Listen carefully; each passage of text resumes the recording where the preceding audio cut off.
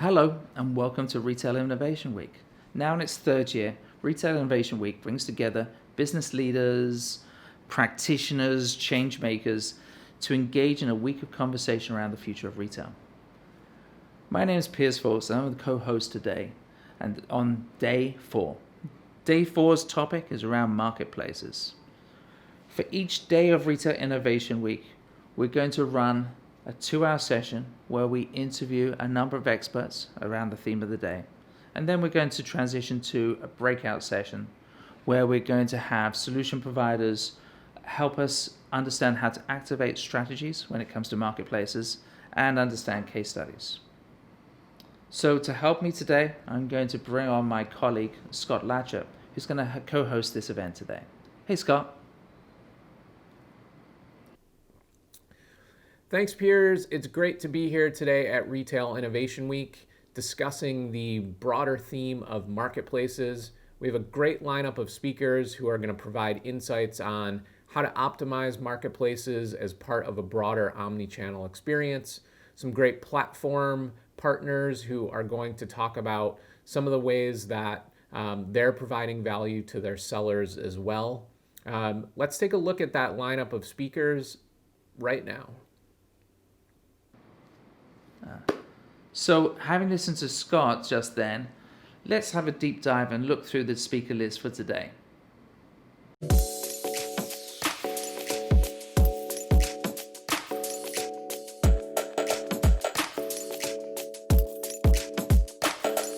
On the 4th day of the event, we will deep dive into the topic of marketplaces and how brands and retailers can leverage both dominant and emerging platforms to drive sales. The session has been kindly supported by our partner, Avalara. Let me tell you about who we have joining us for conversation on the PSFK stage. Scott Kelleher, the head of US brand advertising and partnerships for eBay Ads. We are going to be talking to him about the big behavioral shifts he's seeing from eBay shoppers over the past year and how the platform is adapting. Elisade Tefurtado is a published author and the chief strategy officer at Gouveia Experience in Brazil. In this conversation, we're going to get a view of Latin America and how marketplaces are evolving there. We will be also speaking to Sharon G of Bigcommerce about why brands should be thinking about marketplaces as part of their broader omnichannel retail strategy, what the opportunities are and what are the challenges. Next up, we have Ram Narayan, who is a leadership team member of the worldwide consumer channel marketing organization driving global digital strategy and e-commerce for Microsoft. Ram will be speaking across a couple of days of the conference, and on day 4 we will be talking with him about how Microsoft views the role of marketplaces within its broader omnichannel strategy.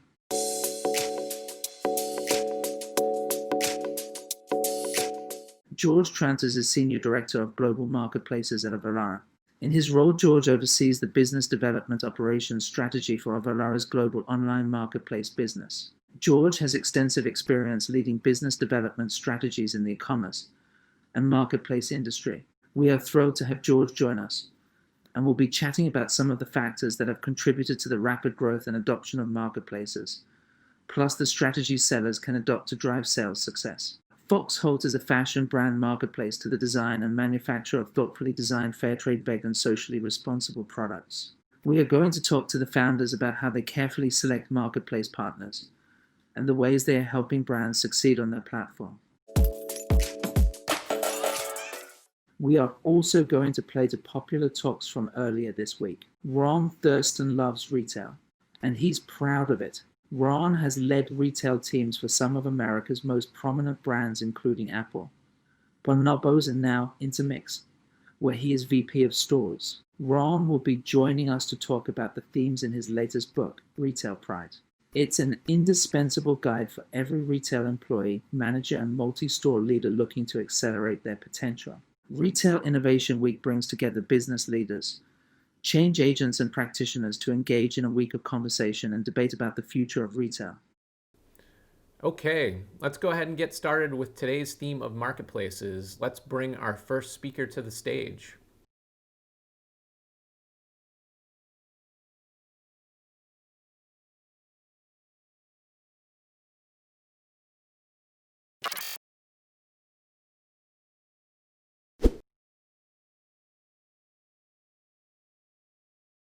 I am excited to be joined by George Trantis, Senior Director of Global Marketplaces at Avalara, who is going to chat with me today about a report that we have partnered with Avalara to produce on all things marketplaces. And having had a chance to speak with George, thanks for joining us today at Retail Innovation Week. Yeah, thank you, Scott. Look forward to this conversation. Excellent. So as I mentioned at the start, PSFK partnered with Avalara to produce a marketplaces report. Maybe you can just start us off by talking about why an asset like this is so necessary right now.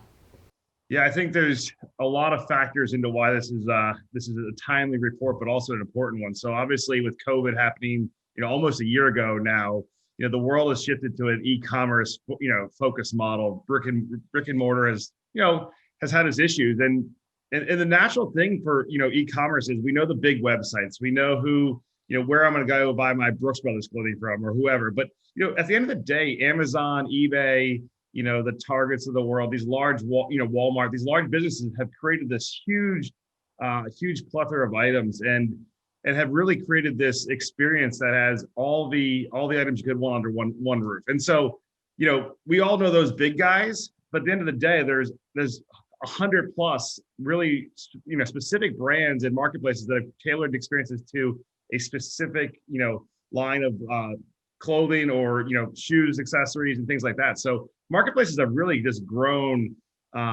astronomically over the last year, and also become very specific as well.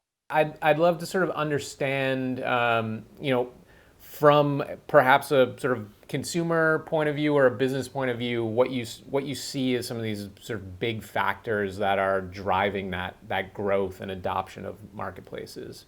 I think there's two factors. I think, obviously the Amazon sort of, model, that flywheel that, Jeff Bezos talked about, you bring people in, you bring the inventory in, and it sort of grows and it spins. But I think, over the last, not just, pre-COVID, but if you started seeing where the trend was these specialty marketplaces. So, the eBay and the Amazon of the world, they have everything, but you have to search through a lot of items. And so, you get the StockX's of the world, specifying in shoes, you get Reverb and instruments, you get a Etsy and handmade items. And so these guys have really created a tailored niche that is someone that, when they know what they're looking for, can find it a lot easier, probably has better content and better experience around it. And they can find what they're looking for from a person maybe they know or a business they've heard of before. So I think it's interesting how COVID drove that fast forward, maybe 5 to 10 years. And we're really seeing that right now as businesses are moving online faster and faster. The consumers are also following that trend. They don't want to go out, so they're going to these marketplaces to buy their goods. And so that's sort of the consumer follows the retailer. When we think about sort of the big strategies, what are some of the things that people should be thinking about as they're getting started? I always start with really the basics. Like, what are you passionate about? If you're a retailer now, you wouldn't want to start something that's totally different. You want to stay focused to what you know and where you're at. And then the second thing is, where should you put your inventory? Where should you put your finite dollars that have the best results? So, I always say, know your nose. And if you think you are if you're a boutique seller, there's a natural place you should look. It's like Etsy's and places like that. Once you've sort of determined where it is that you want to kind of be selling through, what are some of the big things that these companies need to be thinking about in terms of these pillars, if you will, that they need to be optimizing against? Yeah, I think the first thing that we really saw it in fourth quarter was, the shipping factor. So, what are the rules the marketplaces have to make, and you got to follow those, else you're not going to be part of that marketplace long term. So, we happen to see we call it Ship-A-Geddon or whatever you want to call it in the world of fourth quarter and some of the disasters that were out there. But make sure you understand the marketplace rules. So that's for step one. Whatever you choose, look what they need to do. Does it have to ship in a certain amount of time? Do you have to accept certain payment methods? So it's just step one, make sure you understand the basics of the marketplace. Step two, what fundamental things do you want to, make your listing stand out? I always look at the larger ones. Amazon as the largest really doesn't allow you to stand out. It's you list to an ASIN number, it goes to the site and you're just out there. It's all price driven. And that's great. So if you're the lowest price, you win. But as you get to the more niche ones, you create this sort of content around your listing. You create a story, who you are, what you are. And with that, the best thing to do is look at successful sellers. Look at people that are selling similar items. Look at things you like or you bought, and really start there, because once you understand where you want to be, it's a lot easier than starting from this sort of imaginary spot of where I want to end up. So you got to start where people are doing well and go from there.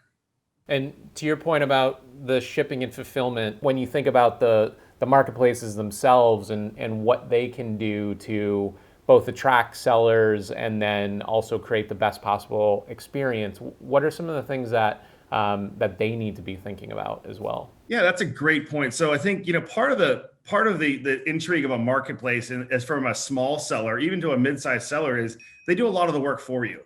So they may have created a label system so you can generate labels cheaper and easier than going to the post office. They probably have a cart system where the payments are taken care of for you. They've taken care of all the steps of the e-commerce path that you would have to build on your own website. And they've simplified it. They made it easy. And that's one of the things that allows you to, go from 0 to 100,000, 0 to 1 million sales without having to do a lot of that infrastructure work and having to hire a lot of people. So, there's a fee to be on that marketplace, but they've done the work for you. So you can really just take your hands off the wheel and focus on your product and your selling. Within the context of, marketplaces are obviously one channel or one platform that sellers can be using. And, you hinted at this a little bit in the beginning, but, if we think about, omnichannel and utilizing, everything that's sort of available to you in a digital context, like what should sellers be thinking about in terms of how a marketplace fits into their sort of broader, e-com or omnichannel strategy? Yeah, I think that's a great question. And so if I look at it, it depends where you are in your life cycle. So I assume if everybody has some sort of retail presence, if it's e-commerce or brick and mortar, that's where we're starting you from. But that's not always the case with everybody. So, the way I look at marketplaces is it's a segment of your business. And just like anything else, if you're so focused on one segment, you could cause, some potential, issues with other parts of your business. You might be focused too much on a marketplace that when you try to launch a new part of the, new business, it doesn't have the right content or the right information. So we see a lot of people that focus on Amazon as an early strategy to get their sales ramped up, and they forget to build some of the content they need to have a successful website. So at all times, you should be going, what's my 90-day goal? What's my 1-year goal? What's my 3-year goal? And how do I make sure I'm achieving all those, what I need to achieve those along the way? So if for a website, you need to have great imagery, great content, great SEO, and a marketing strategy.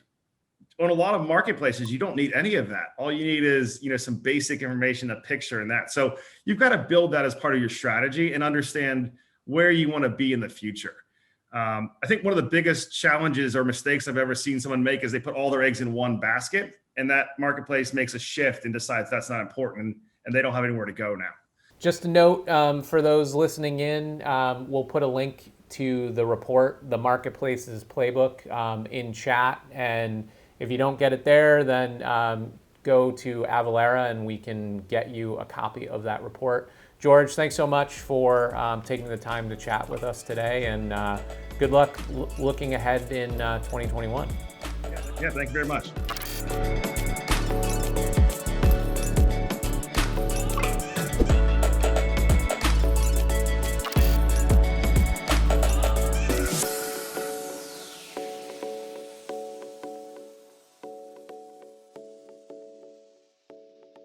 We can't run Retail Innovation Week without the support of partners who we truly appreciate. We wouldn't be here today. Let's have a look at some of the partners that are supporting us today. That's right, Piers. We couldn't have pulled this event off without the support of our sponsors. First, we have Avalara, the leader in automated tax compliance. We've done a lot of work with Avalara over the past 12 months, and it continues the launch of a new report we are unveiling on Day 4 of Retail Innovation Week. It is called Marketplaces and the Next Generation Digital Experience, Developing an Omnichannel Marketplace Strategy. The report was the inspiration for our Marketplace Day, and we hope you download your free copy. We'd also like to thank Gladly for their support. Gladly is the only people-centered customer service platform with all the channel built in. We also want to give a shout out to our breakout sponsors. Chase Design is a world-class design firm established more than 50 years ago with over 100 employees. They work with consumer product goods companies and retailers worldwide on projects that span all shopper touchpoints in the home, on the go, in store, and online. Our sponsors. At Real Obsess and Reading Futures ran a session on Monday that tackled how to make the in-store experience available anywhere with AR and VR. Between them, they bring to the table technology, insights, augmented retail, and virtual shopping. We are also supported by Life Area, a full-service global customer experience and commerce agency. Their expertise lies in connecting brands and people through creative commerce experiences that transform and enliven the customer journey from start to finish. Much of what you will see on days 3 and 4 was filmed with our partner, Norbert. Norbert is a turnkey, all-in-one hardware and software solution you can deploy in hours.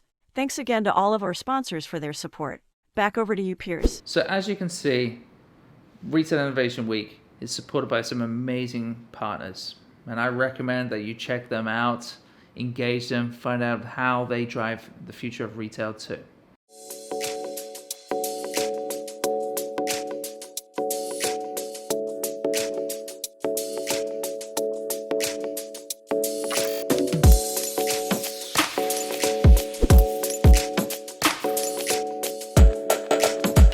At PSFK and at Retail Innovation Week, one of the things that we like to do as part of our research process is go out and speak with experts who have a region-specific point of view. I think it's really helpful to situate the insights and the innovations that we're seeing, not only with that global perspective, but also with a particular view of certain markets. So with that as the backdrop, I'm very excited today to be speaking with Elizabeth Furtado, who is the Chief Strategy Officer at Govia Experience. And she's going to share a particular point of view on e-commerce and marketplaces within the LATAM market with a specific view of Brazil. So excited to have Elizabeth joining the stage. Thanks so much for coming and speaking with me today. Hello, Scott. Hello, everyone. I'm excited to be part of the Retail Innovation Week. In terms of what we are going to discuss today here, internet, e-commerce, and marketplaces, Brazil is the fourth largest internet market globally, with 150 million internet users out of a total population of more than 219 million. A little bit about e-commerce in Brazil. E-commerce sales account 4% of total retail sales. It depends on the metric, but at the end of last year, it might be, we don't have the numbers yet, 8%, something like that. And Brazil had been growing in recent years and was projected last year until pandemic, a growing of 18%. But what happened was amazing. In the first half of last year, e-commerce in Brazil grew at levels not seen in the last 20 years. According to a survey by Ebit, which is a Nielsen company since last year, online sales in Brazil increased almost 50% in the first 6 months of the year. And e-commerce grew as well in terms of audience. Last year in Brazil, the growing was 40%, with 7.3 million new online buyers, increasing the 62 million that made at least one purchase in 2019. So e-commerce broke several records in Brazil in 2020. Today, there are more than 1.3 million stores, most of them small. Last year, there was a mass migration of small business to e-commerce. By 2019, 27% of e-commerce were small. Today, it's almost half of the stores are small players. So in terms of number of stores, in fact, there is a situation, but in terms of revenue, it's completely different. So, but we'll talk a little bit about marketplaces and we can explore this. Absolutely. Those are some incredible numbers. Thanks for sharing that as some broader context. I mean, one of the things that stood out there is, we've been seeing in the US market this rapid acceleration or increase in the total number of sales that are happening in terms of e-commerce versus, sort of bricks and mortar. But it seems like those numbers in Brazil are even more sort of staggering in terms of that percentage. And then to hear that 50% of the businesses that are operating are small businesses is pretty incredible. And I think that tracks so well with everything that we've been seeing where, out of necessity when shops were closed, that businesses that traditionally wouldn't have had an online presence are suddenly getting online and selling in that way. So I think this is a nice transition to talk about marketplaces, which I think traditionally have been a nice mix of, big and small businesses. So perhaps you can, talk to us a little bit about in Brazil and Latin America in general, how companies are using marketplaces to, really sort of optimize that sort of selling experience and gain greater exposure.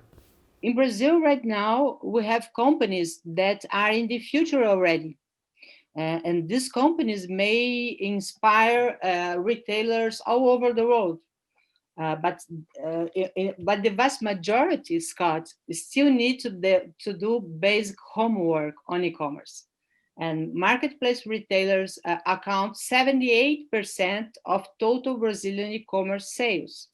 So in terms of number of stores, there's a situation. In terms of revenue, it's completely different. And an expansion of 56% over the same period of 2019. And the new sellers 8% opted to make their sales inside the marketplaces. This is the reason why we have this growing of marketplaces and the importance of the marketplaces in Brazil.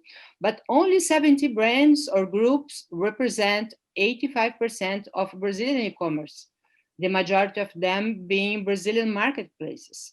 So if you think of these numbers, we have to do, in one side, basic work to help these first players, the first sellers in e-commerce and marketplaces to develop. And we are in the future already. So there are companies in Brazil that are in fact doing works that it's worth to study and understand what they are doing. One thing that most of we are dealing right now, it's about new online payment solutions. In fact, since last November, a new method launched by the Central Bank of Brazil, PIX, was starting. We don't have numbers yet because it's really only 2 months operating. This new online payment system allows instant transactions in up to 10 seconds for 24 hours a day, 7 days a week, even on holidays and weekends. And there's advantages like there's no fee, and can be done with different institutions as well with no fees. So it's important to developing for both big marketplaces and for these new players, small players that are entering the e-commerce since last year. But in addition to instant transactions, which brings much more security in Brazil. This is very important, the security of payment, both for digital and physical transactions. Other payments solutions should also remain on focus this year. For example, the payment link, which allows sales through social networks and WhatsApp. Remembering that last year, all over the world, we have a new channel, Click to WhatsApp. My last computer I bought using Click to WhatsApp, and was very simple. And this is a way of developing the marketplaces and the new e-commerce. But we have to remember another aspect that is very important. E-commerce is a store in a bad location. Remember, location, location, location. E-commerce is a store in a bad location. This way, media and marketing efforts remain relevant. In Brazil, YouTube has grown in importance among online stores that use social media. Almost 40% is using YouTube. And not only YouTube, but Instagram as well. And it's important, this trend is important because they can use visual and interactive tools to engage customers, product demo videos, influencer views, or even brand communication with customers. So we have to do the basic, and we have to think about the future to support these new sellers and marketplaces as well. I'm also curious to think, like, why marketplaces as the sort of place that people choose to shop first versus like a .com, let's say. Do you have a sense of why that might be the case, or how consumers are thinking? Yeah, we have different groups of consumers. In Brazil, the average age, it's 40 years old, which is not so young. It's as I say, usually it's youngest in terms of mentality, might be young in terms of mentality, but not so young in terms of age. So people down here are obviously want to have security. This is really important. This is the reason why payment solutions is so important for us. But we need a more engaging experience. We need alternatives like these technologies that we already have, but not using.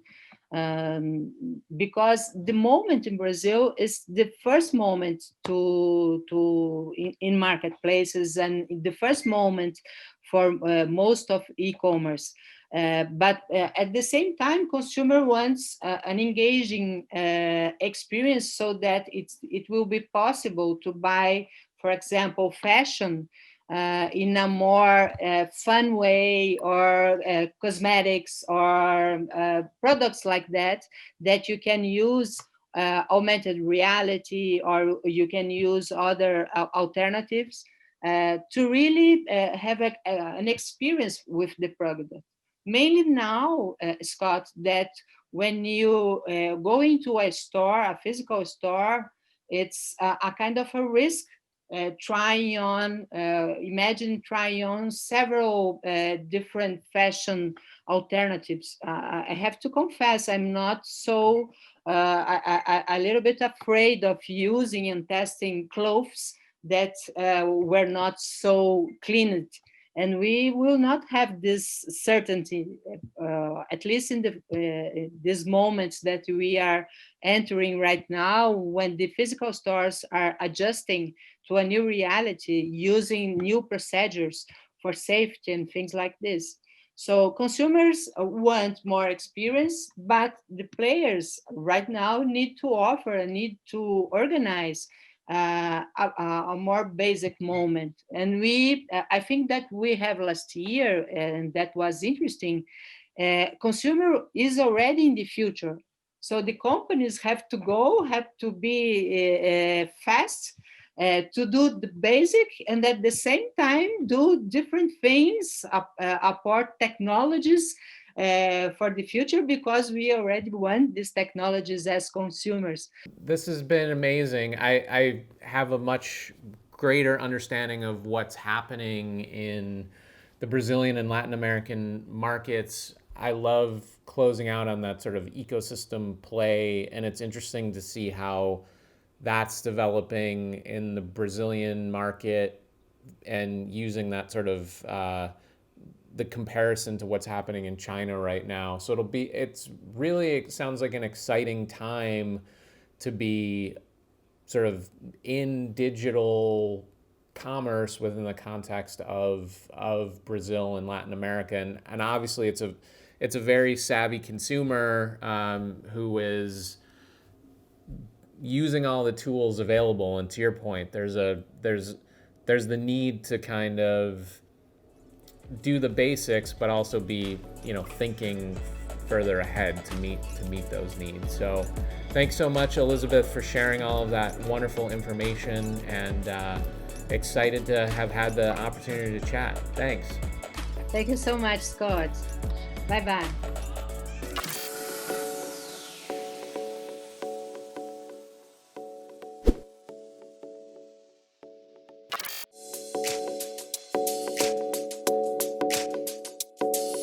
We continue through with our marketplaces theme and topic for today.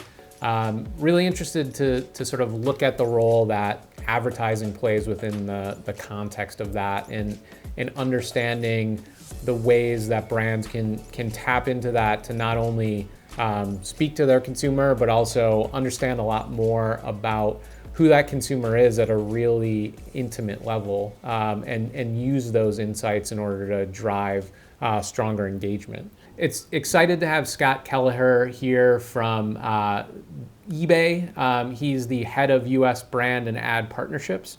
So Scott, thanks for joining us at Retail Innovation Week. Absolutely, thank you for having me. This is exciting. Cool. So, as we think about your role within eBay and where eBay kind of sits within the sort of marketplace landscape, how do you sort of see eBay, sort of differentiating itself with the sort of other competitors in the space? Yeah, so first and foremost, thank you for having us. It's really a pleasure to be here. And then I'll dive in to answer the question a little bit and say, the thing about eBay that makes us unique is that we exist solely to power economic opportunity across the board. So our marketplace is a pure marketplace. We own no inventory.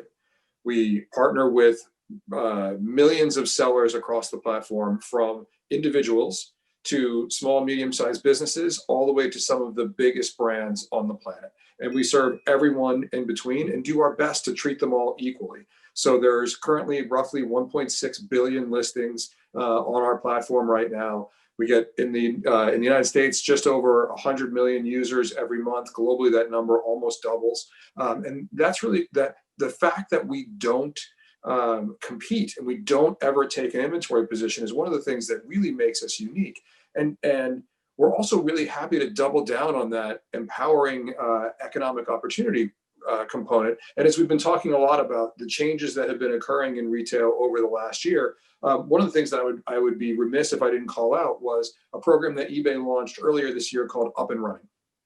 And this is one thing we saw when the lockdown first started. There were tons and tons of businesses on Main Street all over the world, and particularly in this case, the United States, that were struggling. They couldn't figure out how to keep their doors open and keep their merchandise flowing. And we said, hey, this is why we're here. We launched a program called Up and Running to empower those stores to bring their inventory onto eBay's platform and help them get started as an e-commerce partner or an omnichannel partner and get through this. And then even further on down the line, we launched a program to offer some of those small businesses grants to say, hey, we can help you become a more viable digital retailer than you may have ever needed to have been in the past. And we've got tens of thousands of applications for those pieces. So that was kind of a long answer to a pretty simple question, I think, but it gets to the essence of what eBay is all about and why we continue to be successful 25 years later. Well, I mean, that number of listings is incredible. I mean, it's a staggering number. And then I love the sort of way that it fits into, and especially with the Up and Running program, but the sort of notion of powering a local economy or the smaller kind of sellers and getting them up and running, getting into digital. So I think that's all really incredible. But make no mistake, though, we also work with some of the biggest brands on the planet, and they like us for the same reason, right? Because of that egalitarian effect. We do not compete. Like, we're not going to take the data that you see about what's selling and what's not and turn around and use it to compete with you. So everyone enjoys that same piece of it. Awesome. And as you think about the some of that the things that the platform offers to sellers and brands, what is that sort of value? What does that value proposition look like? Yeah, so it's about understanding how people shop. The ability to see from start to finish how they behaved when they're interacting with your product. How many listings do they look at? How many brands do they consider? How long does it take? What color is it? These are all things that really enhance the value to anybody who is selling on our platform, but the willingness to be transparent about that and the willingness to share that information is something that's fairly unique about eBay. And we think adds a lot of value to our partners. Again, the key here, and you will hear this come up in a lot of what I talk about, is these people selling on the platform need to be curious. And if they're curious, they can learn a lot about how people behave, which should then help them inform their businesses as to what inventory to stock, what types of inventory to bring online, how customers actually behave, how should you communicate with them, right? If I know that someone is considering 4 other brands every time they make my purchase, I need to make sure that my brand proposition is strong and that I differentiate and I stand myself out. If I'm only competing with, say, one other brand, I may not need that quite as much, but that curiosity and that willingness to test and learn is something that we can really help facilitate and are quite proud of. As you look at what's been happening on the sort of eBay platform over the past year, maybe you can talk to us about some of those sort of larger shifts that you're sort of seeing take place. Yeah. It's really been very interesting. And I would say the first thing that we saw was a lot of what I would have said were ongoing trends get accelerated and really compressed. So I believe it was IBM did a study earlier this year that has said the shift to e-commerce accelerated and did 5 years worth of acceleration in the 1 year, right? It had to happen. People needed to shop from home. They needed to do that. And it was exciting to see e-commerce kind of step up to the challenge and be there to kind of assist. And from our perspective, we've seen it kind of play itself out in a number of different ways. So we're fresh into a brand new year of 2021. But one of the things that we saw earlier in the like holiday shopping period was people starting their shopping much earlier. They were afraid of not being able to get things shipped appropriately. They were more aware, so they were taking a longer time to evaluate. So in a number of key categories, we saw the duration of the purchase cycle extending because people were looking for good value.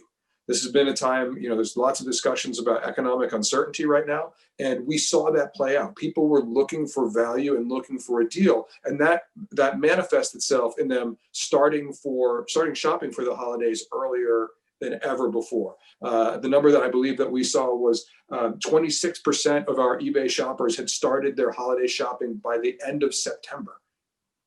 That's 25% of our shoppers, and we represent a big number of people. So for that many folks to have started this early in the year really shows how they've been rethinking and what they've been doing. And I don't expect that trend to go backwards anytime in the future. A couple of little fun ones for you. My personal favorite is how time is involved and how much time people are taking. So we saw a lot of buying journeys expanding. So people who are gamers, for example, everybody knew the PS5 was coming, the new Xbox, the new titles that go with, but they were taking longer to pull the trigger. Like, am I going to find it better priced here? Am I going to be able to get guaranteed delivery there? So they were taking longer.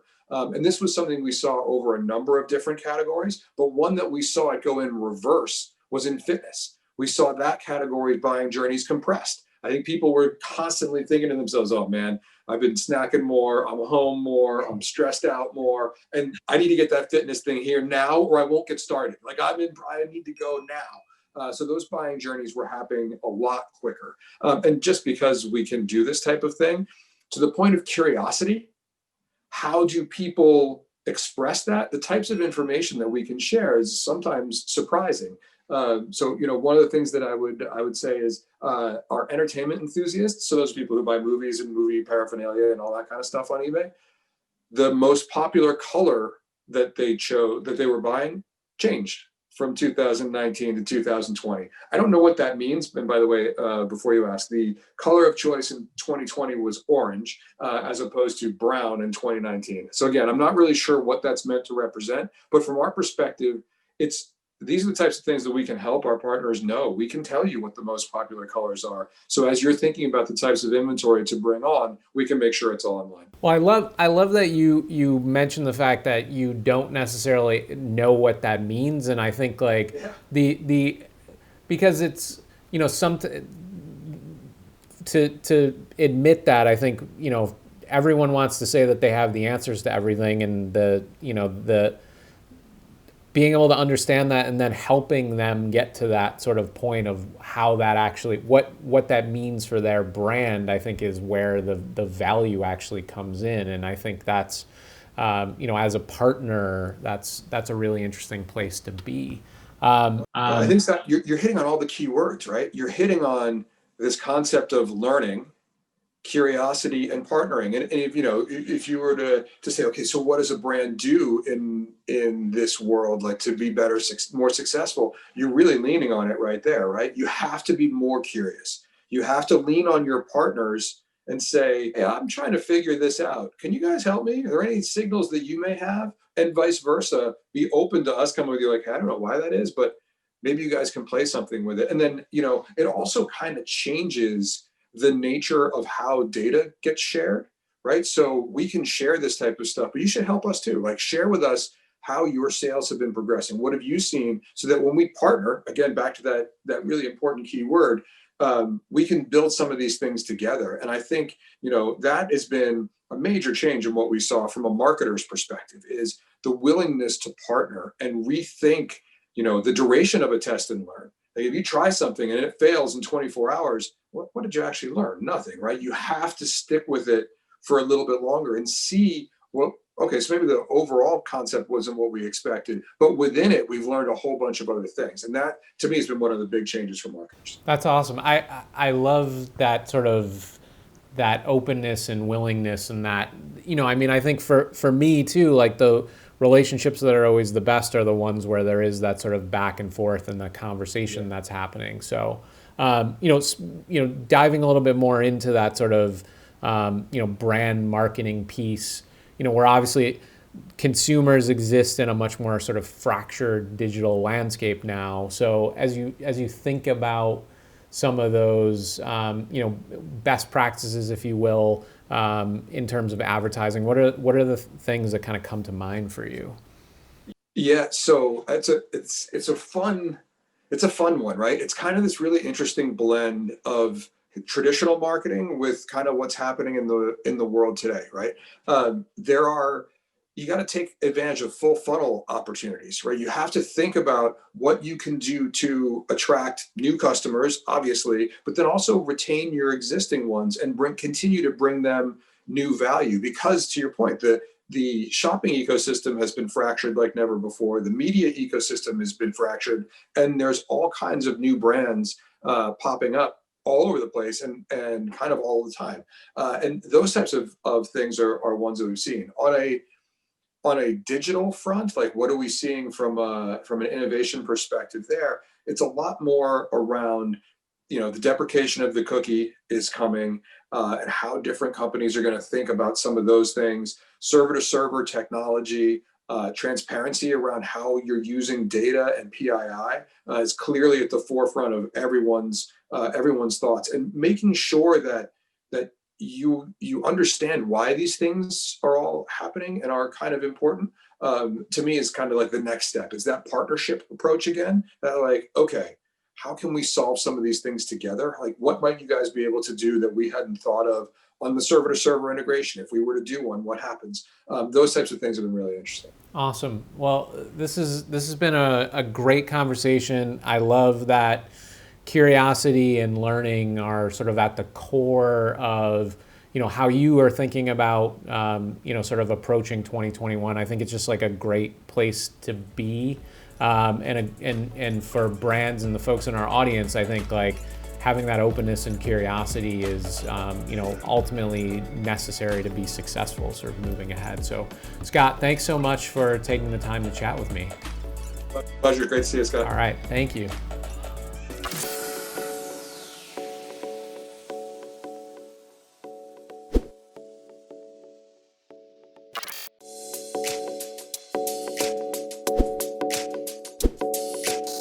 So as we continue moving forward with the theme of all things marketplaces, I think one of the things that assumptions that people make is that all-in-one shops are sort of what marketplaces are and the value proposition that exists there. But, I think there's something to be said for curation and consideration within the context of that marketplace and how you're really creating a great environment for both the people who are selling on that marketplace as well as for the folks who are coming to shop there.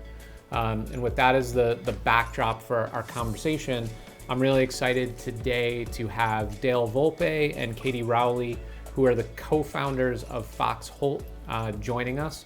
So thank you both for coming and speaking with me at Retail Innovation Week. Thank you for having us. We're excited. Yeah, and we were talking right before, and excited to have you both in the same physical space as well, which makes this like extra exciting for everyone as well. So that's great. Give us a little bit of background on what it is that you're trying to achieve with Foxholt. Both from a merchandising point of view and sort of creating a space for shoppers as well. Okay. So what I would say is that we are a marketplace in the sense that we're bringing people together who are like-minded, and vendors and brands and a community of people. And that's super important to us.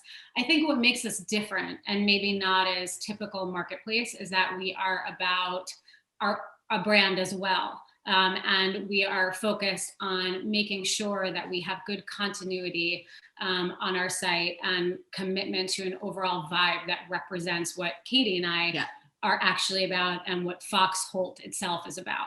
So it's a combination of both. And we want to make sure that it stays very uniform and beautiful and shoppable and sends the messages, which is really what our company is about, of sustainability and making good ethical choices. So, yeah. And talk to me, obviously a big component of that is who is actually selling through your site. So maybe you can talk to me a little bit about the process that you sort of have gone through to select your partners. Are you actively seeking partners? Are they coming to you? Like, how does that work? So full disclosure, I would say that pre-launch, for a year and a half or so pre-launch, all we did was pound pavement and every day, reach out to brands and find people that were kind of doing the same thing as us and or were on the same path as us and getting them that way. Yeah, and we had a very detailed list, and we would go through them together, every single brand together, going, does this brand meet our criteria? Does this brand represent who we are? Is this brand luxury enough for us? We went through every single brand that we found. Yep. And that's how we started. I would say that we're very lucky now because we're in a position where brands are approaching us, which has kind of changed the game a little bit in terms of being able to broaden our perspective a little bit. I don't think that we realized how wide or large of an audience there actually was that was interested in what we're doing, but also doing what we're doing. So that's been kind of exciting, and that's new. And I think also for that to happen during COVID has just been pretty amazing. Who is your shopper that you're sort of targeting, or maybe that has evolved over time? Like what does, is it her? Is it men and women? Us. Yeah, it was us. Okay. I was literally about to say that. Yeah. So that definitely was initially our sort of demographic, a woman, between 30 and 50, relatively high disposable income, an interest in sustainability, but also an interest in fashion, an interest in shopping. We have, I think, changed our demographics slightly. You know, we're looking at a broader price range than we did initially. Yeah, than we were initially. Yeah. Yep. Yeah, I think that we started out saying we're going to conquer the luxury market, and it's all about luxury, and it's not. There's not enough luxury sustainable goods, and what we've realized, I think, actually, is that you know, luxury. Luxury doesn't necessarily mean a higher price point. Yeah.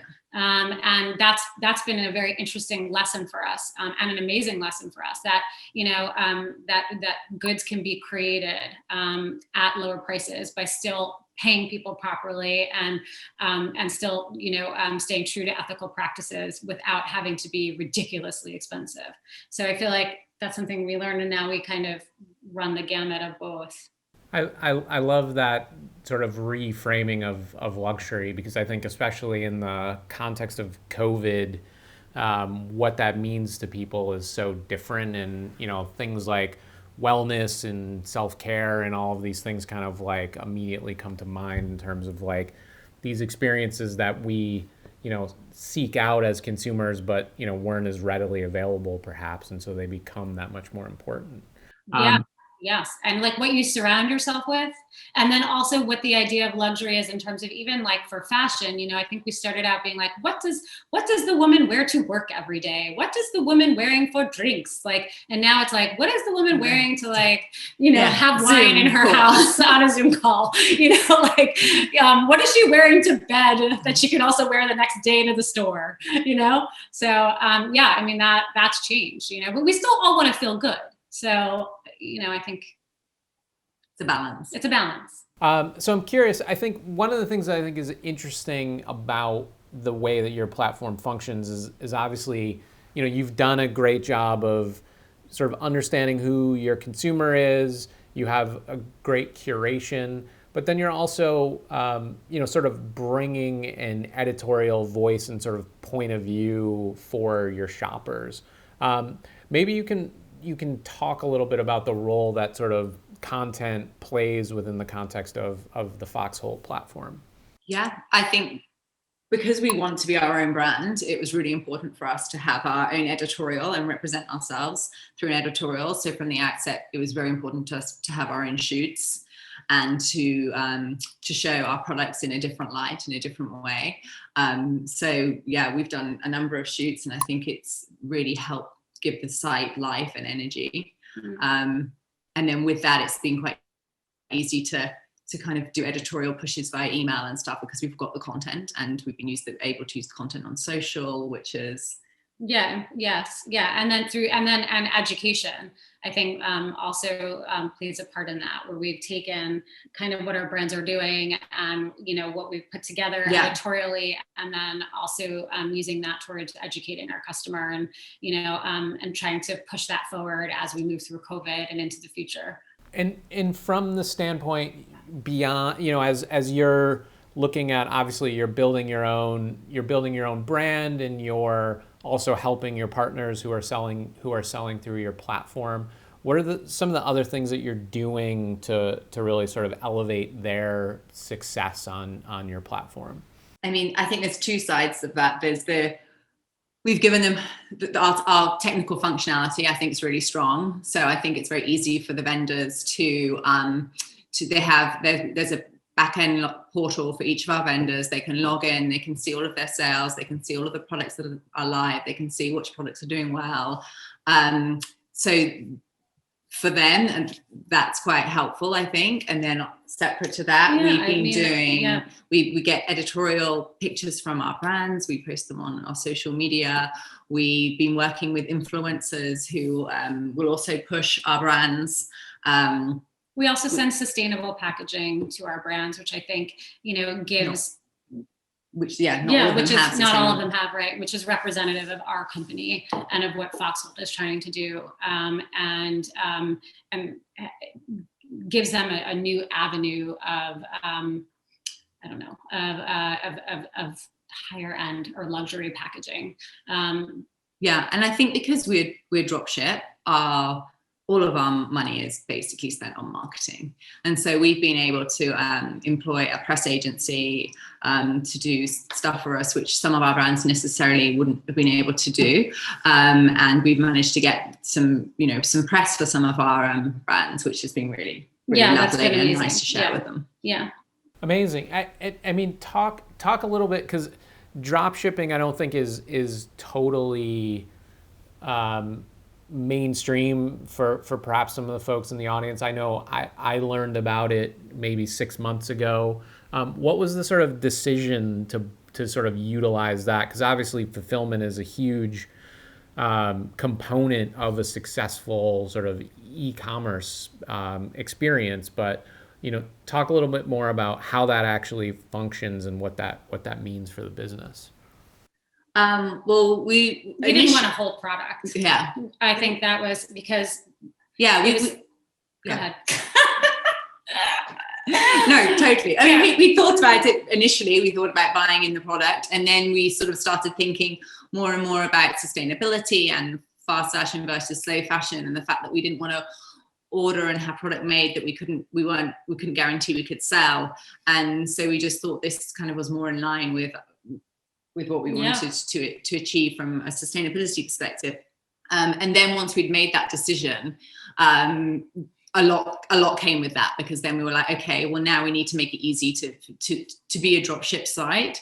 It's not just a website anymore. It needs to have a back end for the vendors. It needs to be easy for them to like print out a shipping label, because we cover the shipping. So it needs to be easy for them to know that they've got an order and manage their stock levels with our stock levels and all of that. So it brought a whole other side and a whole other tech side to the business before we could launch. And it probably pushed launch back about 6 months while that was sort of all developed and we worked on that. And it's still a work in progress.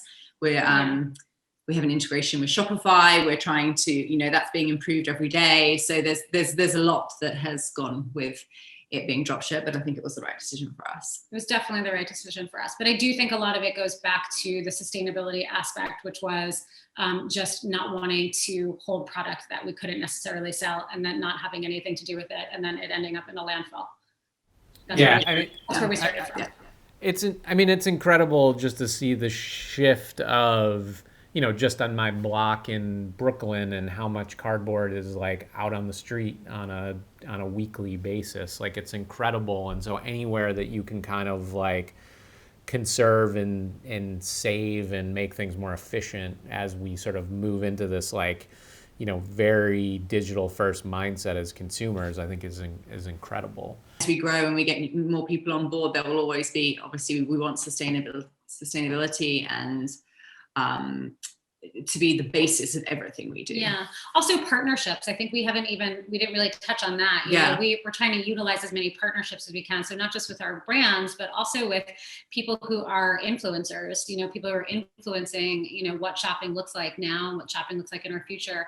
I feel like the influencer market can be a little, maybe, I don't know, trite, or, maybe even the term influencer is overused at this point. But the truth is that those are the people that are influencing. And so I feel like, and those are people that are influencing and educating. So, I think that we're trying to build relationships with those people via social media and through our site, customers who find us, whatever it is, and using them to help us spread the word, of what our site is about and what the whole sustainability movement is about. And just trying to help people to make more ethical choices.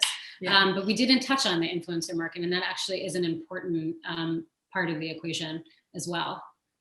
Yeah, well, I would love to hear a little bit more. I know you sort of have hinted at social media and what role that plays, but I would love to sort of understand a little bit about how that plays a role in the bigger kind of way that you're marketing your site, and how you're actually going about sort of finding and securing these partners. Because I do think, the majority of consumers are treating social media these days as almost like a recommendation from a friend almost in terms of how they're discovering products and finding new brands, etc. Yeah, it's actually extremely personal, whereas it used to not be. Like I remember in the initial days of, of shopping for myself online, going through, various websites, that it wasn't personal, right? You just went on to the site and you found what you liked and you purchased it. And I can't even begin to tell you, because Katie and I actually, even though we're doing this right now, don't love being on camera. So this is like, this was major for us. But, one of the things that we keep getting feedback on is, our customers and our people and our community want to see us more. People want to connect now in a way that I don't think mattered in the past. People want to buy from a person, not from a company. And they want to know the story that's there and why you decided to do it. Kind of, the questions that you're asking us right now. And it's something that we are battling with, are growing into in a wonderfully positive manner. Yes. So, but I think that, that's part of like our own education, and then also educating others is just trying to get ourselves in front of camera more probably. And and getting to know our people.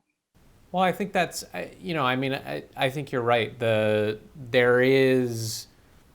It's easy to shop from a faceless brand nowadays, and it's like the exception is where you actually have these relationships that you're starting to develop and like really kind of getting into the individual. So I think like it makes sense, and is perhaps uncomfortable as it may be, I think it's a great way to be sort of thinking and growing in 2021 and beyond. So this has been a fantastic conversation. I'm excited to see where you guys continue to evolve to in 2021 and beyond. And I appreciate you taking the time to chat with me today.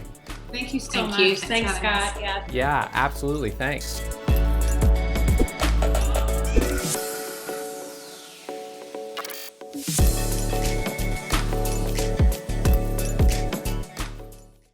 Hey, just to remind you that at 1 p.m. Eastern today, we will be running breakout sessions with experts who will focus on how to optimize your marketplace sales experience. The session has been kindly supported by our partner, Avalara. The breakout format is new this year for Retail Innovation Week, and in a way you are going to have the opportunity to join different rooms that have concurrent conversations. And if you choose, you can leave one and enter another. Okay, so who's speaking at the breakout sessions at 1 p.m. Eastern today? Whether it is dealing with marketplace facilitator law in the US or new supplier rules post-Brexit, retailers selling across online channels face an array of tax challenges that must be addressed to reduce audit risk and interruptions to customer service. In this Retail Innovation Week breakout session, Liz Armbruster, the SVP of Global Compliance at Avalara, will unpack tax compliance for commerce and marketplace sellers. Differentiated assortments and experiences are more important than ever in the retail landscape. Hear from innovators and leaders in the space that have come through the Target Accelerator, offering up unique insights and experiences for retailers and their guests. Moderated by Sarah Hill, participating startups include Cooklist, Sozy, and the Good Face Project. 2020 brought not only a pandemic, but also increased attention to important social causes coupled with consumers' behavioral shift to more time spent watching content and shopping on mobile devices from the safety of their homes.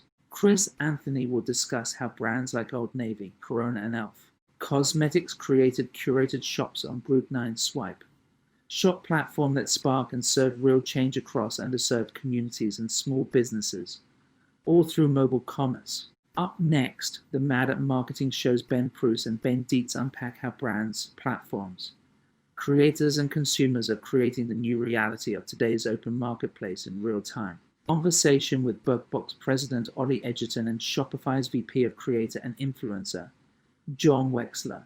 One of the most frequently asked questions at PSFK in 2020 was, how do you marry a DTC strategy to a marketplace strategy?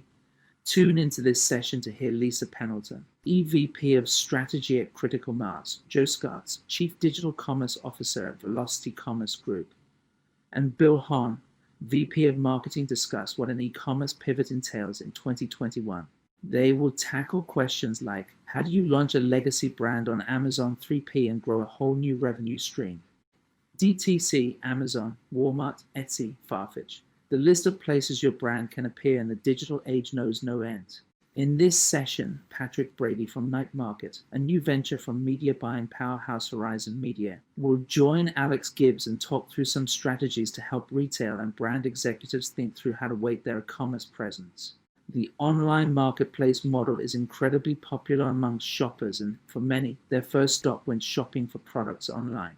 While one-size-fits-all shopping destinations streamline the browsing process for consumers, it can be incredibly challenging for brands to both stand out as well as own the customer experience on these platforms. Join PSFK researchers Scott Latchath and Lauren Lyons to learn how marketplaces and their sellers of any size and scale can optimize their digital marketing and selling strategies, stand out within an increasingly crowded marketplace landscape, and engage consumers within these commerce platforms. Breakout sessions at Retail Innovation Week are a chance for our community to learn from experts with real experience in the field. In this session supported by our partner Avalara, you'll get deep inside knowledge into marketplaces and how to leverage them, and how to drive sales. See you at 1 p.m.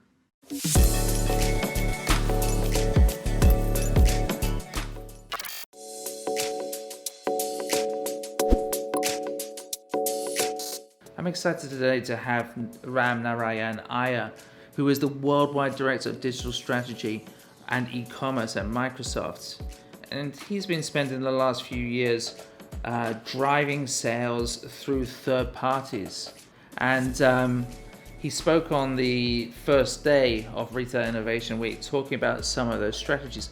But I also wanted to speak to him about how e-commerce also embraces marketplaces and how the Microsoft organization is thinking about marketplaces. Hey Ram, nice to have you. Nice to see you again, Pierce. Yeah, it's great. Well, thanks for giving the talk the other day, and I'd love to just talk to you a little bit and bring you back and talk to you about how Microsoft is thinking about marketplaces. What is the role of marketplaces in your strategy? Marketplaces, Pierce, is a very important part of our growth ambition, I would say, because marketplaces today represents almost 60% of the $4 trillion e-commerce market globally. It's almost become ubiquitous for consumers to buy on marketplaces across categories, and therefore it's imperative that Microsoft has its presence as a part of, really participating in that opportunity. So how does Microsoft view the role of marketplaces within its broader omnichannel strategy? I think with marketplaces, while there's a big benefit that we see in terms of the reach and scale the platforms offer to really reach multiple customers, one of the key challenges that we always see with marketplaces is that the capabilities of marketplaces across geographies really varies, and across partners, again, varies a lot. So while we see marketplaces in the Greater China region like JD.com and Tmall have very sophisticated capability when it comes to live streaming, or in terms of using AI with CRM in terms of targeting shoppers. We don't see that similar capability with marketplaces, say, for example, in LATAM or some other parts of the world. So you do see these geographical differences. Even Amazon, for example, capabilities that you have in the US are very distinct from what you would see in other markets which are emerging. Like when you look at Amazon Australia, has got very primitive capabilities as the sophisticated capabilities that you would have in the US. How do you decide what products you're going to be selling on a marketplace versus a Microsoft-owned channel?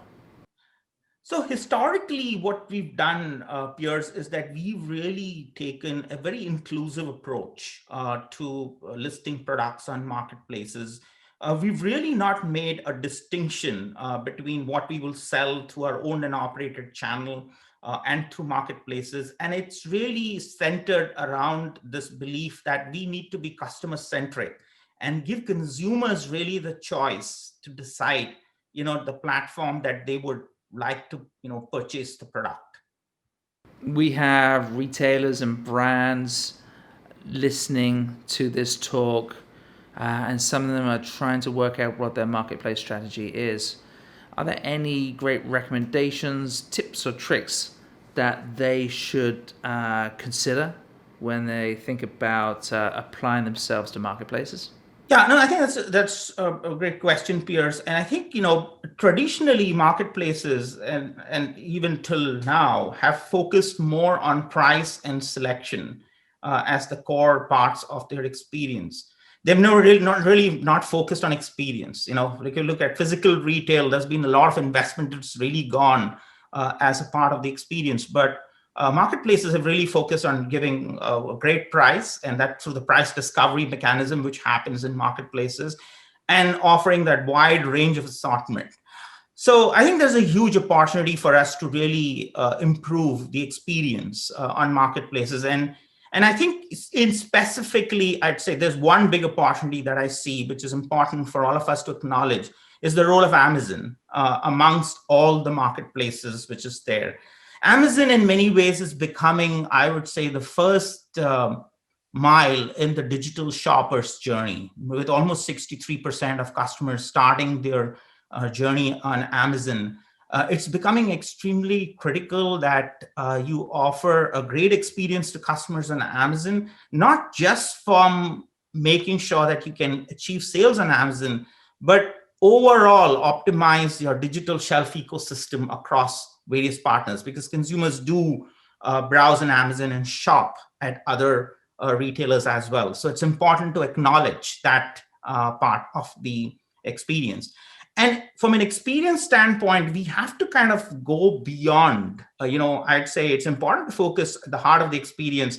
It's all about making sure that search and nav is really good. It's important to make sure that you have that premium A+ content on product detail pages, which will help you improve your search relevance when you kind of search for products. Those are really important, but it's important to go one step ahead in the journey.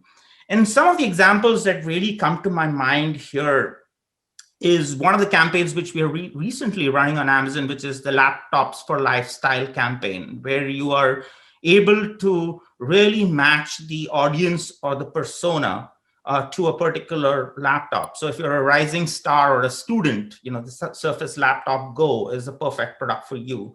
If you are an innovator, the Surface Laptop Pro is the right product for you. So I think you also have this opportunity to think beyond some of the heart of the experience pieces to really go beyond to create some great campaigns.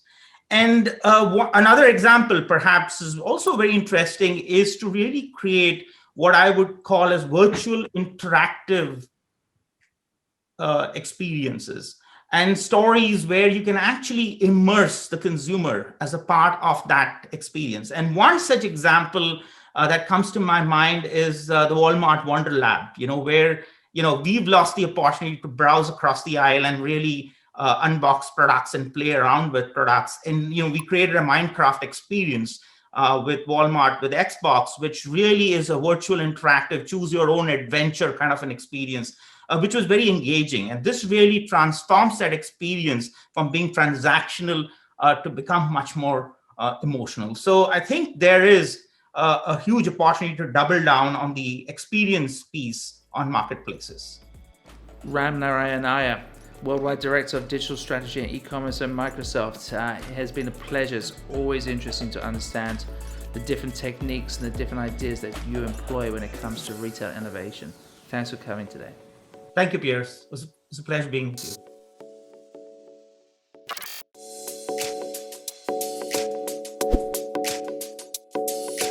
So I know from a personal point of view, in diving deep into the marketplaces space, I had made a bunch of assumptions, and then all those assumptions were proven wrong to a certain degree.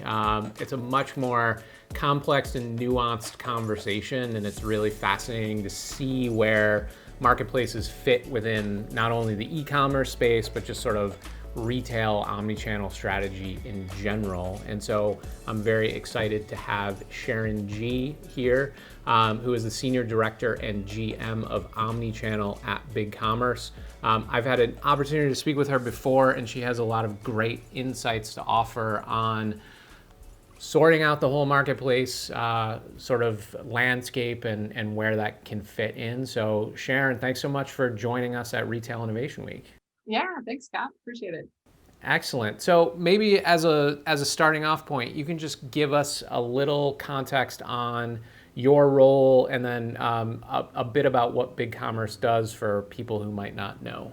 Sure.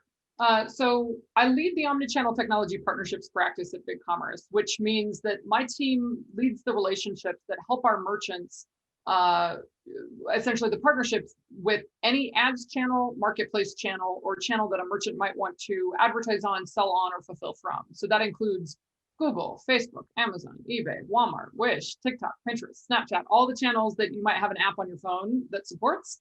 And then anyone who helps a merchant connect to them or sell on them. So that's listing solutions, inventory and order management solutions, fulfillment partners.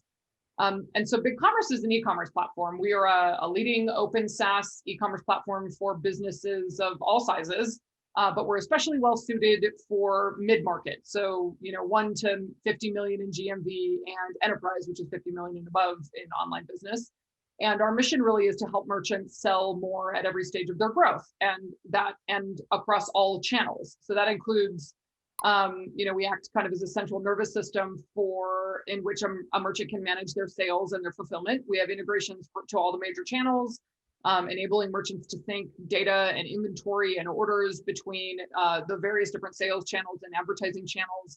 And then leverage their, integrated downstream systems, whether it's an ERP or an inventory and order management solution, in order to be able to fulfill the orders that come from all those various different channels.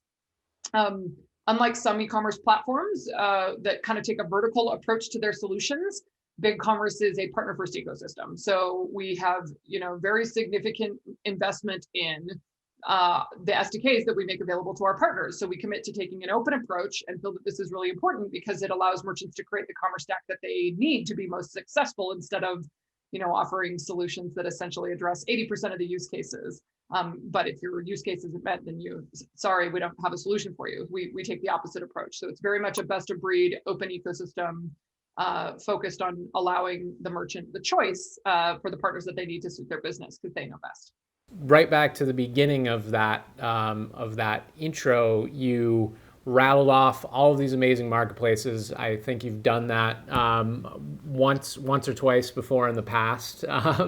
Since we're talking about marketplaces today, maybe you can just kind of situate us in sort of where you see the state of marketplaces currently, and then some of the big shifts that are kind of happening within the marketplaces space.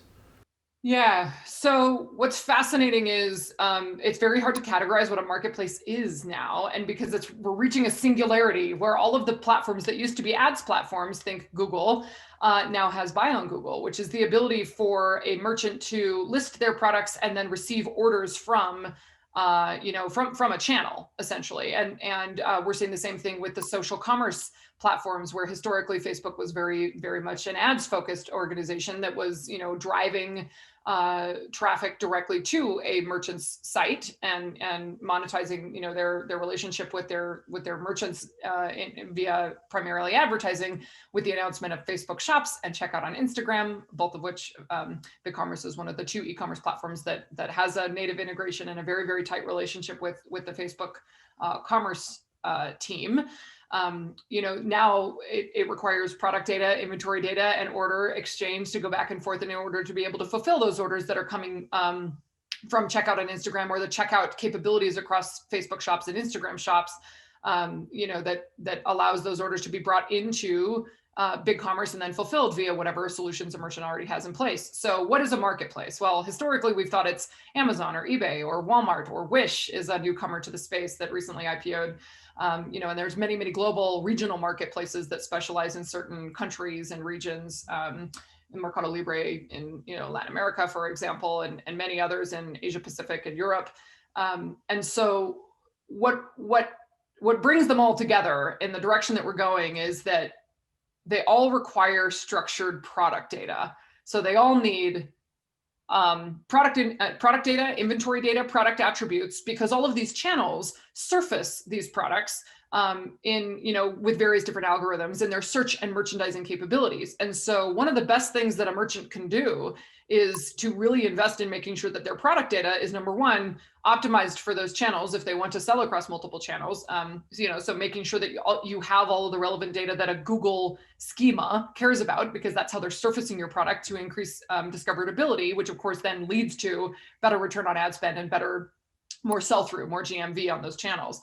So, we're seeing a huge shift in the marketplace ecosystem, because ads platforms are marketplaces. Marketplaces are offering ads capabilities, and the merchant now has to essentially establish their channel strategy. COVID didn't allow for anybody to just decide, no, I'm not going to figure out how to interface with digital marketplaces. You must have a strategy in that regard, whether you are sending all of your best sellers, or just a limited SKU selection to Amazon to be fulfilled by FBA, or whether you're using it to turn over stale inventory, for example, to make sure that you aren't holding inventory across seasons. There's lots of different strategies, and that's one of the first things that I would recommend, is that in order to have an omni-channel strategy, you have to know what your channel mix is, which is who likes your products and where are they shopping, and be honest with yourself about that.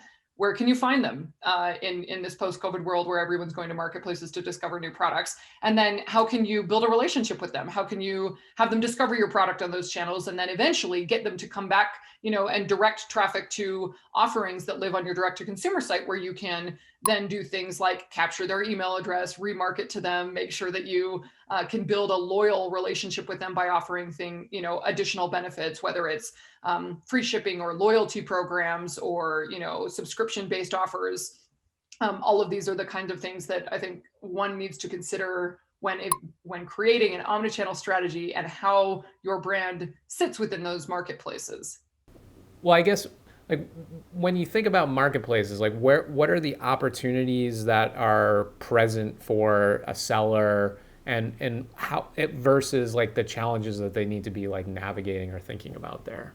Yeah, sure. I mean, there's some obvious benefits, right? Additional eyeballs in a large customer pool is the biggest one, which is, so the reality is that consumers are absolutely shopping in multiple channels today, and creating a presence in all the places where somebody might discover your product is a really important way to increase your exposure to acquire new merchants, new shoppers as a merchant. And the other thing is that it's relatively easy to launch on them. So it's very fast. It doesn't take the long process or longer process to launch a direct-to-consumer site, although we're working very hard to make that as easy as possible, because you are selling on an existing platform using their schema rather than building your own.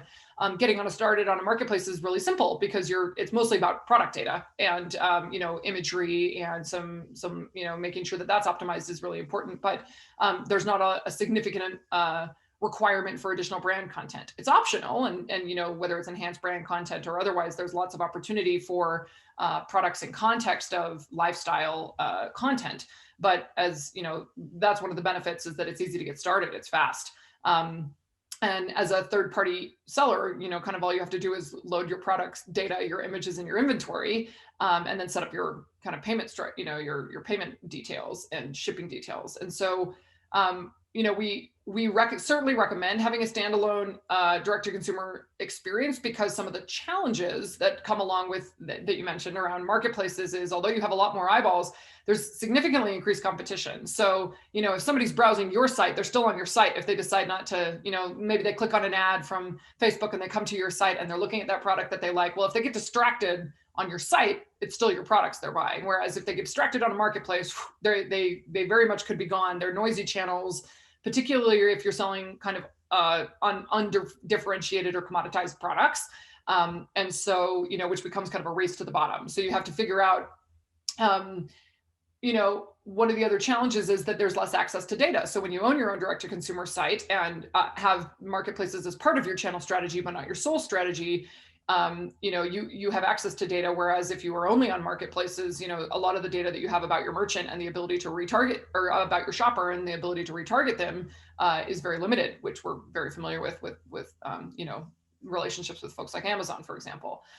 When selling on your own property, you own all the elements of the customer data and can use that information, sometimes in very, very, advanced ways to personalize the experience across channels for them, leveraging, the signal and pixel that many of the ads channels have implemented in order to make it possible to make your advertising as effective as possible. Some of the other challenges is you don't always own your brand experience. So there's some like adjacencies issues on a marketplace you don't have as much control over. They can perceive their purchases as coming directly from the marketplace rather than from the seller, which doesn't build loyalty around a seller. It builds loyalty around a marketplace. And that can be a challenge that needs to be contemplated when you're evaluating the pros and cons of how do I get all of these eyeballs and make people build loyalty with my brand. And so, they do have the ability for enhanced brand content and for you to differentiate yourself, but you have to take advantage of that. Right.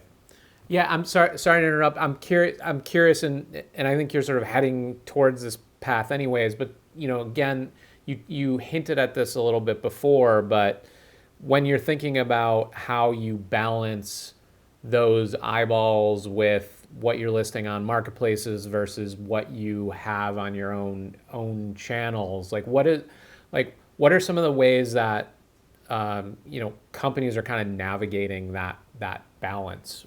It depends on the category, honestly, and what you're selling, and also how people are shopping for those products on those marketplaces. So unfortunately, there's not like a cure-all answer that I can give you for everybody, but maybe some examples would be helpful.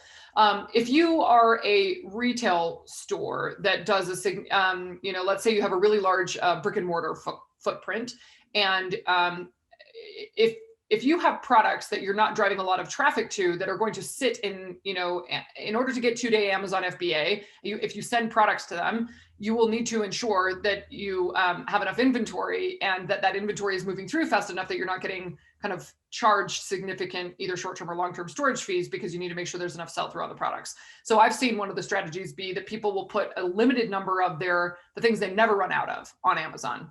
The black version of that dress or that water bottle that it's always in stock, that you can ensure you're making the sell through because it's the most popular item. And then they'll have seasonal or various different color variants or customizable products on their direct to consumer site that they have educated their shopper with via content on enhanced brand content or on their marketplace store, or if you're looking on social commerce channels, something like a tagged post on a tagged shopping post on Instagram that then drives back to other more limited products that live on the direct to consumer side. That's an example of a strategy that we've seen be really effective. So you can limit the SKU count. One of the other ways that having a presence allows you brand registry on those marketplaces so that you can control what people are seeing, because if you're not on the marketplace, it's guaranteed that somebody else is probably bidding on your brand terms, and so or even selling your product, and so it allows you the ability to kind of moderate that ecosystem and be aware of how your brand is actually being sold, because even if you're not selling it, other people might be. Yeah, that's one of the fascinating things that I sort of see within that marketplace space is just what you said, is that it's almost like a defensive strategy in order to be there and do what you can to kind of control the narrative as much as that's sort of possible on these spaces, and then consider the ways that you can kind of either make that transaction obviously through that platform or push people into your own channels ultimately. I mean, you touched on this at the beginning, but I'm interested because social commerce is obviously something that has been talked about for a long period of time, and through as any sort of adoption happens, like it appears to be a big thing and then it just doesn't work for whatever reason. But what are your thoughts on where we're at with quote unquote social commerce, and like what is the big shift that's kind of like enabled it to be a thing again, or maybe moving forward? Yeah, so I think there's some tactical answers, and then there's like more larger strategic answers. Social commerce, there has an unprecedented number of eyeballs on the channels. Huge, over 80% of people on Instagram have said they have either looked or discovered or validated a purchase via the platform. And so what's really interesting about having launched the native experience that allows our merchants to sell with checkout on Instagram, which allows the shopper to check out directly within the app, but list their products that exist within their Bigcommerce store on Instagram, and then via tagged posts, see those tagged products and then check out directly within the app. One of the things that's been really interesting is seeing the kinds of brands that succeed doing that are many of the ones that you would expect that would be a good fit for Instagram users. So you can imagine fashion, apparel, health, beauty, personal care, exercise, lifestyle, all of these home goods, all of these kinds of products are very, and categories are much more successful in a channel like checkout, Facebook Shops and Instagram Shopping with checkout and Instagram capability, where the checkout happens right within the app. But that's a very different, I think, kind of brand persona than someone who might really succeed on Amazon, for example. And so really identifying the strategy. I think social commerce is a really, really excellent offering for certain kinds of brands, and it's not a fit for everyone. So we're not seeing a lot of success in like automotive parts, for example, on social commerce yet, but maybe that's because. Totally. Well, exactly. There's an interesting demographic sort of like crossover that perhaps doesn't happen there, but that makes sense. So as you think about where sort of Bigcommerce is today, and everything that you're kind of seeing in the marketplace, the broader marketplace, but marketplaces specifically, what are the big things that you're sort of paying attention to as we're looking into beyond 2021 and beyond? Yeah, so I think one of the things that's the most important for our merchants is to make sure that they can succeed in an omnichannel strategy. And in order to do that, there's kind of 4 pillars of merchant success, if we were to simplify it. One of them is the ability to choose the right channel. So some of the things we're investing in is making it, is kind of our open SaaS strategy, is in building the SDKs and the APIs that make it possible to offer a wide array of partners to our merchants to choose from in order to be able to do that. So a merchant needs to be able to choose the right channels. So what combination of marketplaces and social platforms and ads solutions and platforms make the most sense for their specific business and audience? And then how can we help them connect to them? What listing partners are available in order to make sure that they're getting the product, so if you follow the life of a product, if you put a product in Bigcommerce and then want to syndicate that product to various different channels and then bring the orders in to be fulfilled via the technology that you have integrated, you need to decide what those channels are, and then you need to make sure you have the technology that helps support that. So that's a very big area of investment for us, is making sure that we can help those merchants get that product data syndicated to the right channels, brought in, via partner-powered solutions. This isn't all with native solutions, but with the infrastructure that allows partners to help our merchants do this. And then to efficiently manage their products, orders, and inventory. So that means making sure that it's possible for our partners who provide advanced order management or inventory management in partnership with the various different channels that a merchant might contemplate, can easily integrate, like 1, 2, 3 clicks and set up to Bigcommerce, so that you can turn on the marketplaces, but then also route the orders that come from them to a place where they will be fulfilled. So channels, inventory and order management. You need to be able to invest in marketing. So we need to make sure that we are investing in having the partnerships that are required in order to deliver the highest return on ad spend for our merchant base. That means we're investing in relationships with Google and Facebook and Amazon and eBay and all of the partners that we've already mentioned.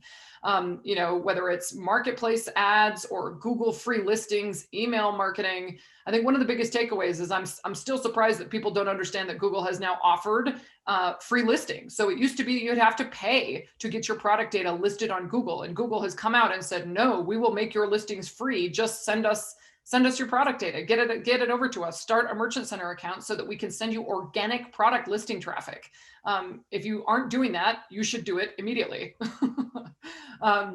And then optimizing fulfillment strategy is making sure that we are investing in 2021 to make sure that our merchants can leverage all sorts of options, including Amazon's kind of famous 2-day promise with FBA. And beyond that, there are other partners like Deliverr who are offering the 2-day badge for other channels that aren't Amazon. So you can work with Deliverr to offer 2-day shipping for Wish and Walmart and Facebook and Google and others. And so how can you make sure that you are delivering on the entire shopper journey and exceeding their expectations all the way across that? And then how do we make sure that our merchants can do that easily with integrated solutions is a big focus for us in 2021. Amazing. That is so much great information. Thank you so much for sharing that with us today, and good luck as you move forward in 2021. Thank you very much. Appreciate it.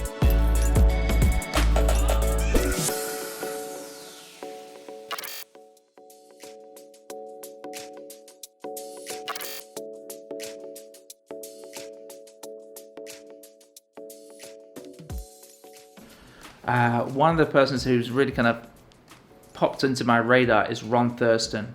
Ron loves retail. Ron, he's proud of it. He's proud of it so much that he's written a book called Retail Pride, which is a handbook for everybody who works in retail, whether you work in corporate or whether you work on the store floor. And I thought, let's spend some time with him today to understand some of the themes that are within his book. Hey, Ron, great to have you. Thank you, Piers. Happy to be here. Thank you. Welcome to Retail Innovation Week. It's an interesting time to write about stores, considering that so many are either closed or quiet right now. Interesting timing, no? Interesting timing, although very kind of long in its works. So the goal was always October 2020. It just happened to be after one of our most challenging years, as I'm sure many people will speak about this year. But I've been working in retail in the field, specifically leading teams, running stores, working in sales for nearly 3 decades. And as you hear people's stories and you hear about their love of this industry and their passion for leading their teams and their customers and the product and the brands that they work for, there's an incredible amount of pride that sits out in the field that I think is actually often unrecognized. And as I worked in the industry and you several years ago started to hear this kind of retail apocalypse terms, I actually became quite almost defensive of my industry. And people would say, oh, you work in retail, that must be really tough. Actually, no, we love it. We love what we do. We're just working harder and working differently. So the idea of Retail Pride was, let's take all of this kind of work and energy and leadership and put it all into this book that really celebrates our industry and the people that work in it, and to be proud of it, because I think it's actually very unrecognized. Mm-hmm. Yeah. So as you looked across the industry, there's some sort of fundamentals that have always existed that we can take and apply today, tomorrow, that's going to help us with our success. Yeah, I write in the book I talk about there's 3 pillars of retail success, and the pillars are really meant to be any industry, any role. I think they're not specific to one part of retail. So I talk about empathy, curiosity, and focus. And the idea of empathy is really, no matter what your role is in the store, your really purpose often is to exude empathy to everyone around you, and specifically your customer. And your ability to listen, your ability to understand what they're going through, what do they need, why are they there, how are you kind of putting yourself in the customer's shoes, which a website can't do. So there's an immediate level of empathy that happens. And then the curiosity kicks in of how curious are you about the brand that you work for, the product, the history of our industry, your customer, your team. The list goes on of the more curious you are, the better you become at your job, the more curious you are about everything around you. And you actually become a better salesperson, a better leader, a better conversationalist, because you've spent time being curious. And focus is a word that I think anyone that works in stores or leads stores can understand, because every day something's coming at you. There's some shipment coming in the back door, visual directives, someone calls out on their shift. There's an enormous amount of things that can throw you off of your game. And so if I'm highly empathetic, I'm curious about what's happening around me, and I'm asking great questions, and I'm focused on what I need to accomplish.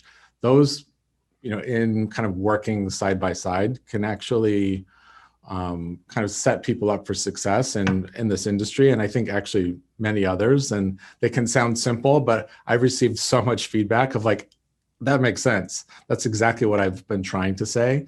And so that is, it's been a great part of the book. You talked about kind of leaders.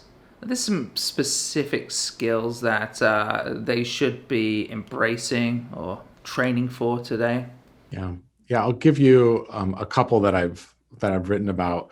One is an optimistic attitude, and when you think about the leaders that you either have worked for, that you really have enjoyed, leaders that you follow, leaders that you read about, listen to, they often have a very optimistic attitude. And it's not in lieu of not understanding what's happening today, because we need to be fully aware of how our business operates. But it doesn't mean that it doesn't come with a level of optimism of, if I'm empathetic and I'm curious, it actually can create great optimism. So those, I put it kind of number one of leadership basics is an optimistic attitude.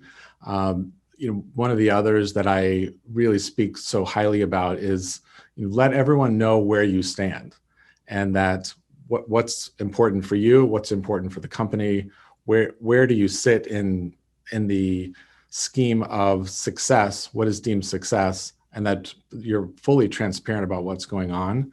And the other one that I would just reference, which is where I start the book, is how do you make everyone around you feel important? And regardless of role, I talk kind of about my inspiration with my grandfather, who ran a big construction company. He made everyone around him feel important, whether you are part-time, hitting nails into a construction site, a leader, the CFO, everyone in the organization felt important to him. And I think that's a very important pillar of just retail leadership success. Yeah. It's interesting how you make those connections between different sectors and still see those truths. I mean, there's the sort of the feeling, or the kind of the emotional feeling within an organization, some of those strategies. But are there any other strategies that can be used to kind of improve, that the organization can improve to allow the sales associates and the frontline staff to thrive? I would go back kind of a bit to what I just said, because when you think about the sales roles specifically in stores, we have operated brick and mortar retail in a very traditional pyramid of GM, store director, store manager, whatever you want to call it at the top. I have an assistant store manager, I have an ops manager, I have a visual person, I have a sales team, I have an ops team. There's a very traditional structure. And what I firmly believe today, and what will become even more important, is the person at the top of the chain, at the top of the pyramid, is the sales associate. It's anyone that is face to face with a customer today and speaking about your brand, is in control of the experience of what's happening is probably the most memorable, it is the most memorable part of your brand experience, is that person that is face to face with the customer. And I really do put such a significant importance on that role, and whatever the compensation program is, commission, non-commission, whatever that is, may not even be about compensation. It's about making them feel important, celebrating what's culturally important, and letting everyone know, like, you are the most important person in this chain, from conception of store design, product design, real estate, all of this work and all of these millions of dollars that goes in. The whole thing can actually fall apart with the wrong salesperson that is engaged with the customers. I completely turned it upside down and said, well, let's spend less on something else and spend more on getting the best salespeople in the industry. I would just encourage everyone to not diminish the pride that's happening in stores, even when business is tough, and that they are working to the best of their ability. They are very happy to be here. And that often, those of us that sit in offices and aren't in stores every day, don't forget that everyone that's out in the field and engaging with store teams, when they can act in a way that, behaviorally like they used to, they love what they do, and celebrate them. And that's where your business happens. It's where the best of your brand happens, is in stores. And don't forget that they are the most important people in your company. That's great. So if you want to know how to make the best of your brand come to life, I'd recommend that you buy Ron Thurston's book, Retail Pride, at your best marketplace, your best bookstore. Ron, thank you so much for sharing some of your thoughts today and sharing some of the ideas in your book. Thank you.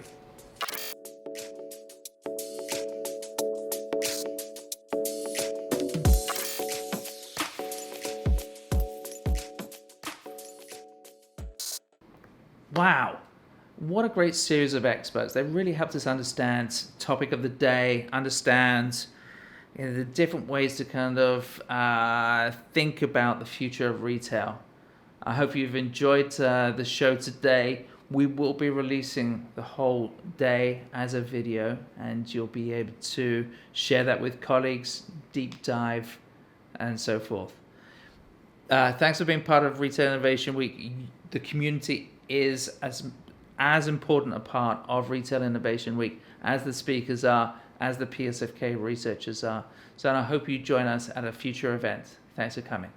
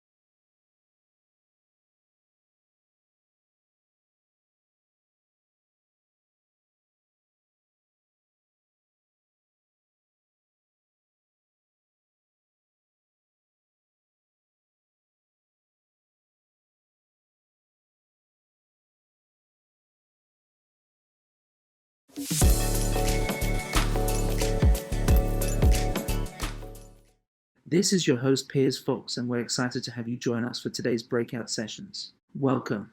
While we wait for everyone to join us, I'm going to take a few minutes explaining the format, and then I'll run through who we have speaking at Breakout Sessions on day 4. Now in its third year, Retail Innovation Week brings together business leaders, change agents, and retail practitioners to engage in a week of conversation about the future of retail. Speakers at today's breakout sessions will help our community understand how to optimize their marketplace sales experience. Let's get my colleague Jeff Weiner to take us through how to get into each of the rooms. You'll see here that when the event is live, you can visit the stage, you can visit sessions, and you can network. Let's take a look at sessions. So if we click over on sessions right here, you'll see that we have a number of different sessions to choose from. You can go into any of these sessions. You can jump around between sessions as well. Jeff and his team will also be manning the chat box, so if you get lost or confused, just send a message. Okay, so who's speaking at the breakouts on day 4? Let's take a look. Whether it is dealing with marketplace facilitator law in the US or new supplier rules post-Brexit, retailers selling across online channels face an array of tax challenges that must be addressed to reduce audit risk and interruptions to customer service. In this Retail Innovation Week breakout session, Liz Armbruster, the SVP of Global Compliance at Avalara, will unpack tax compliance for e-commerce and marketplace sellers. Differentiated assortments and experiences are more important than ever in the retail landscape.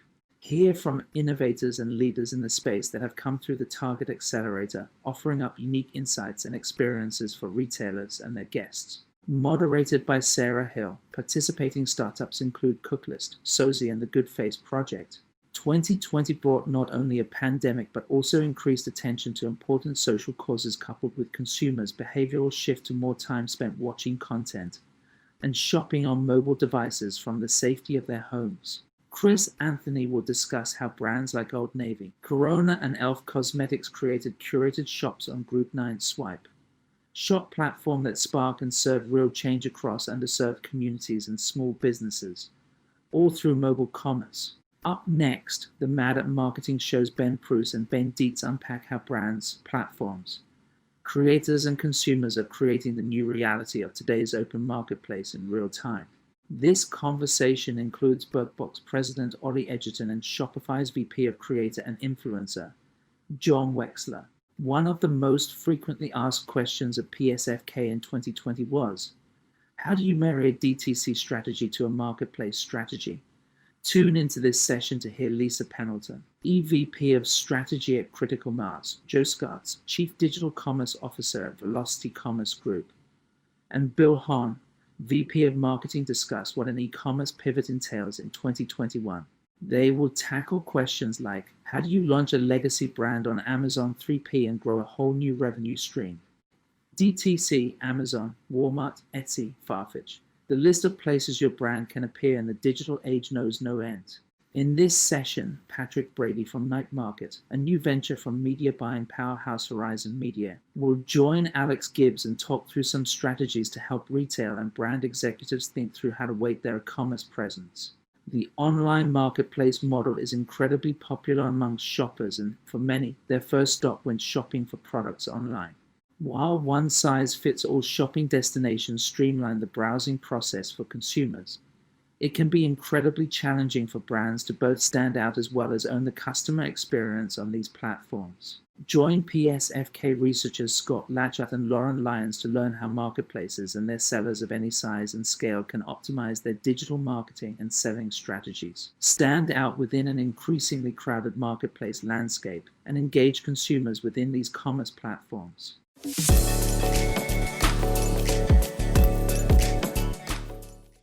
Breakout sessions at Retail Innovation Week are a chance for our community to learn from experts with real experience in the field. Hey Jeff, can you repeat the instructions? Let's take a look at sessions. So if we click over on sessions right here, you'll see that we have a number of different sessions to choose from. You can go into any of these sessions. You can jump around between sessions as well. Jump into the rooms now and to use the chat feature if you need any help.